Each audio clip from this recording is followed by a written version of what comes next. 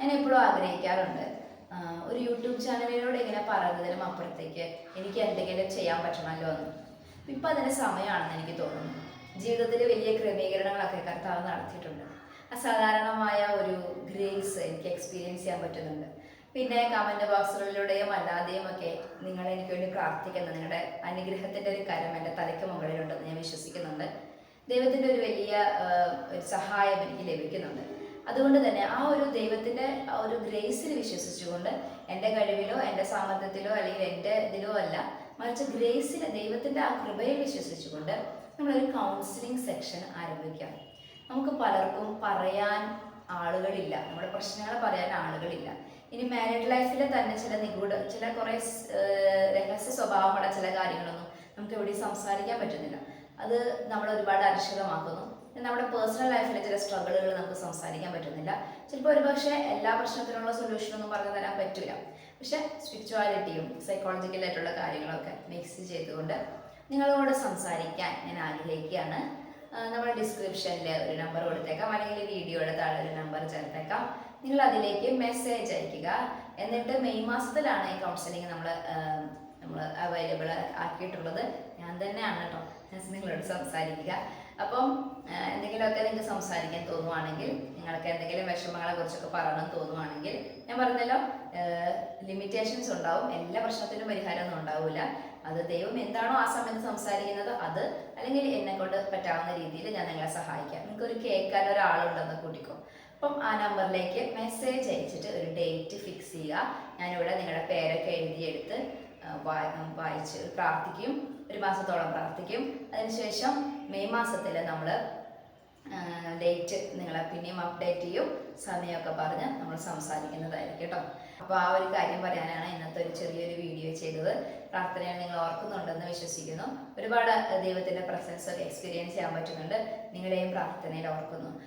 ഇന്നത്തെ വീഡിയോയിൽ ഞാൻ കുറച്ച് കാര്യങ്ങൾ നിങ്ങളോട് പറയാം. നിങ്ങളുടെ മാനസികമായ അവസ്ഥകളെ കുറിച്ച് ഇമ്പ്രൂവ് ചെയ്യാൻ പറ്റിയ കുറച്ച് കാര്യങ്ങളാണ് കേട്ടോ.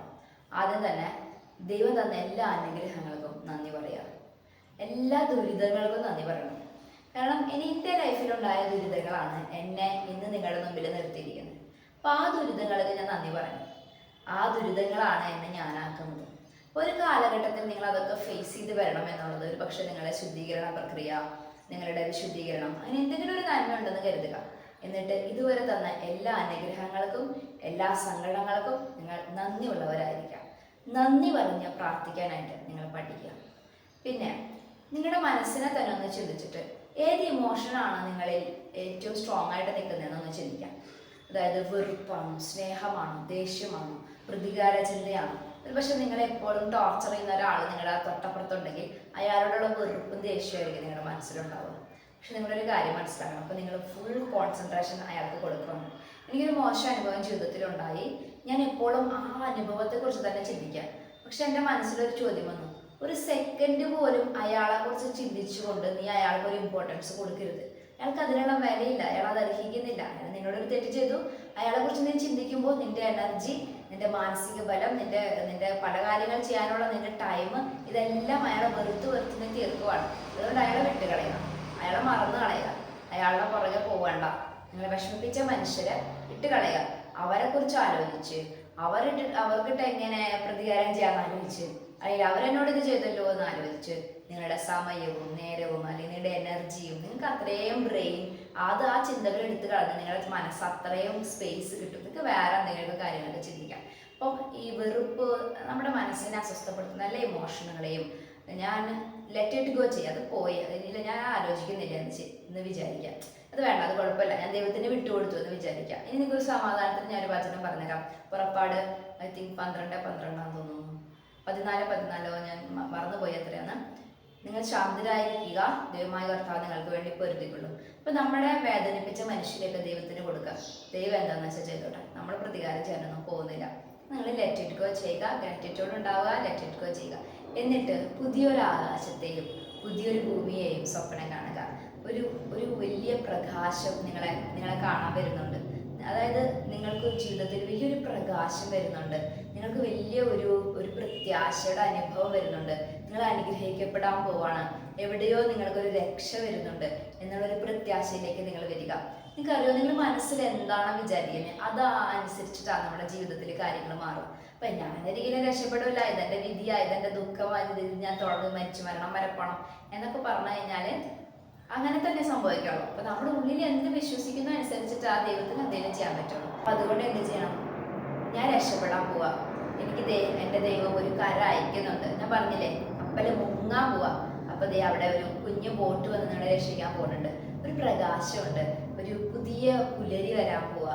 അങ്ങനെ ഒരു പ്രത്യാശയുടെ അനുഭവം മനസ്സിൽ സൂക്ഷിക്കുക.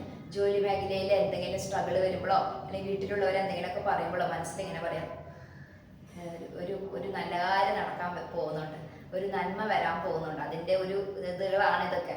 ഞാൻ രക്ഷപ്പെടും, ഞാൻ സക്സസ് ആവും, ഞാൻ സന്തോഷത്തോടെ ഇരിക്കും. അതിനെ എപ്പോഴും പോസിറ്റീവായിട്ട് സംസാരിക്കുക. നമ്മൾ തന്നെ ഒരിക്കലും നെഗറ്റീവായിട്ട് സംസാരിക്കരുത്. ആവശ്യത്തിന് നമ്മളെ കുറിച്ച് നെഗറ്റീവായിട്ട് സംസാരിക്കാൻ വേറെ മനുഷ്യരുണ്ടല്ലോ. സോ നന്ദിയുള്ളവരായിരിക്കുക, പല കാര്യങ്ങളെയും വിട്ടുകളയുക, എന്നിട്ട് ഹോപ്പ്ഫുൾ ആയിരിക്കുക, പുതിയ കാര്യങ്ങളെ പ്രതീക്ഷിക്കുക. ഇത് ഞാൻ വെറുതെ ഇങ്ങനെ പറയണതല്ല, ഇത് ദൈവം പല അടയാളങ്ങളിലൂടെ സംസാരിച്ചിട്ടുള്ളതാണ്. എൻ്റെ ജീവിതത്തിലും ഇത് തന്നെയാണ് സംഭവിക്കാൻ പോകുന്നത്. നിങ്ങളുടെ ജീവിതത്തിലും എന്നെ നിങ്ങൾ കേൾക്കുന്നുണ്ടെങ്കിൽ അത് ദൈവം തന്നെയാണ് ആ ഒരു കണക്ഷൻ ഉണ്ടാക്കിയിട്ടുള്ളത്. അപ്പം നിങ്ങളുടെ ലൈഫിലും വലിയ അത്ഭുതങ്ങൾ, ഒരു വലിയ പ്രത്യാശയുടെ അനുഭവം ഉണ്ടാവാൻ പോവാണ്. നിങ്ങൾ ദൈവം പലതിൽ നിന്നും രക്ഷിക്കാൻ പോവാണ്. വിശ്വസിച്ച് പ്രാർത്ഥിക്കുക.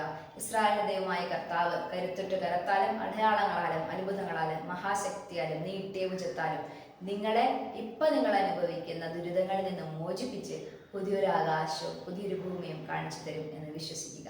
ആമേൻ.